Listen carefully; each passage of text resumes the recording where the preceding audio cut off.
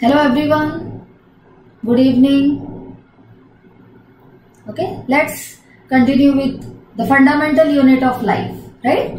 Yes, we were studying plastids in the last lecture. Let's complete its functions today. Okay, let's see what we have studied so far in plastids. Okay, so plastids are cell organelles which are present mainly in the plant cells, right? These are not present in animal cells. These are mainly present in the plants. There are different types of plastids. One of it is chloroplast. Chloroplast contains the different photosynthetic pigments like chlorophyll, due to which photosynthesis can be performed by the plants, right? So let's revise all these points now first. So plastids are double membrane bound structures which are present only in plant cells. They give specific color to the leaves, flowers, fruits. Okay. Next, let's see the different types of plastids. So there are two types of plastids. First type, we have the colored plastids. Okay. And next we have the colorless or mainly the white plastids. These plastids are white because they do not have any pigment. They do not have any colorful pigment and hence the color is white.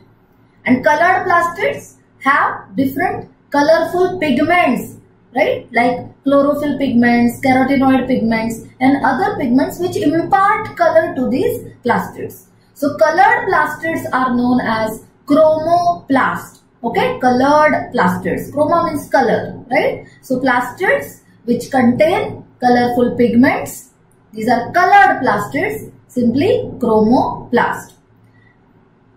One of these will be the chloroplast, right? Now the white plastids are known as leucoplast. Okay, so they do not have any colored pigments. Now chromoplast has again different types here, जिसमें से एक बहुत ही important type है, that is the chloroplast. Okay, chloroplast are type of chromoplast because these are colored plastids. And chloroplast mainly have green color. Why do they have green color? Because of the presence of a colored pigment, mainly the chlorophyll. Different types of chlorophyll pigments impart green color to the chloroplast and in turn give green color to different parts of the plants like leaves or any young stem is green because of the presence of chloroplast. Okay, so there are two types of plastids. We have chromoplast and leucoplast. Chloroplast is again a type of chromoplast because it is a colored plastid, right? Chloroplast is green in color due to presence of chlorophyll. Now if we have to look a little bit more about chloroplast structure, then as we have discussed earlier, chloroplast, okay, हम chloroplast को यहाँ पे अभी discuss करेंगे. It is a double membrane bound structure. So we have outer membrane, then we have inner membrane, right? Between the two membranes, we have here a space, right? This space is the intermembrane space or the periplastidial space. Okay. Next, here in the space confined by the inner membrane of chloroplast, we have a fluid-like material called stroma.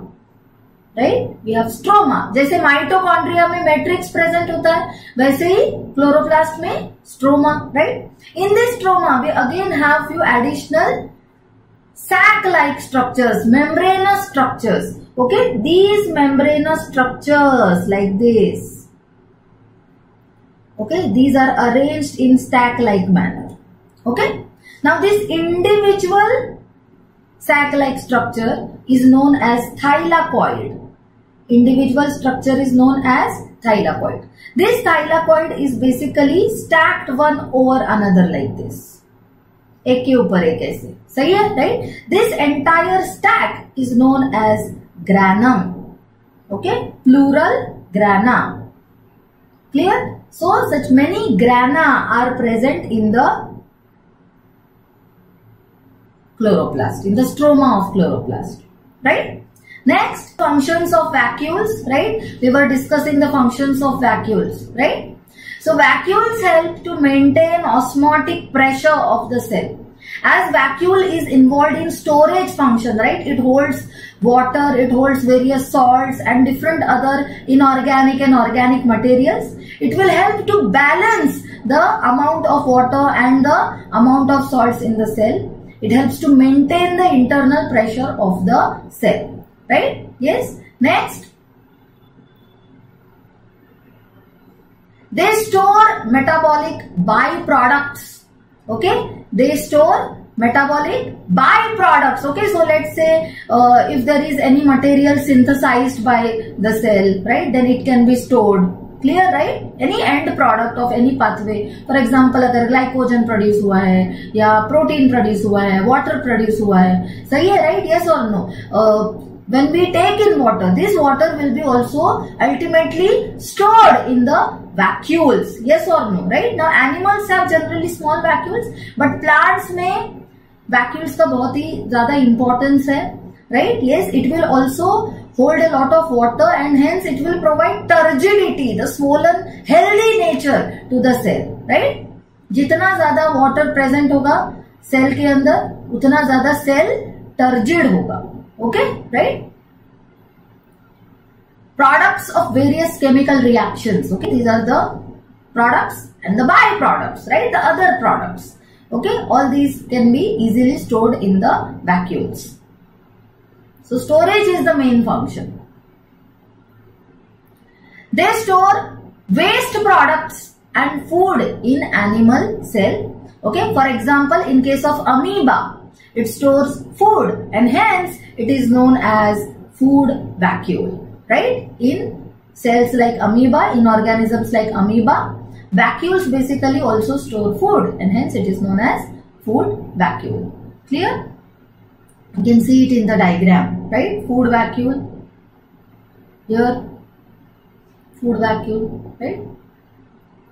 In plant cells, vacuoles are full of cell sap. Okay, जैसे cell के अंदर cytoplasm है. Now just imagine if you have a large vacuole inside the plant cell, right? Then majority of the cytoplasm is actually vacuole itself, right? So as vacuoles store a lot of water and other dissolved substances like salts, right, in it, so it will also maintain the osmotic pressure. And second, as it holds water, as it has the cell sap, it will provide turgidity and rigidity, right? It will maintain the specific shape of the cell. So if you have a cell which is turgid, that means full of water, it cannot take any more water, right? Turgid cell का मतलब क्या है?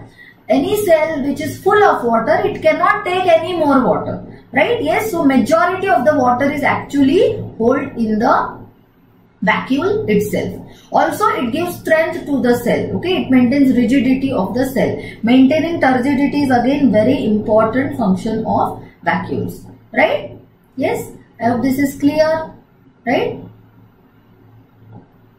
Very good. Cell sap, again a mixture of minerals and water, right? Salts and water. Okay, turgidity will give firmness to the plant cells. Okay, and rigidity will give stiffness, will give strength to the cells. Okay, ये देखो vacuole के अंदर cell sap है. Okay, cell sap मतलब यहाँ पे क्या क्या है? Water and minerals. Okay, everyone clear with this? Tell me in the chat box. Everyone clear with plastids, types of plastids, functions, then vacuoles and its functions? Tell me in the chat box quickly. Everyone clear? Okay, let's move to the next topic, right? The last topic of this chapter, that is cell division.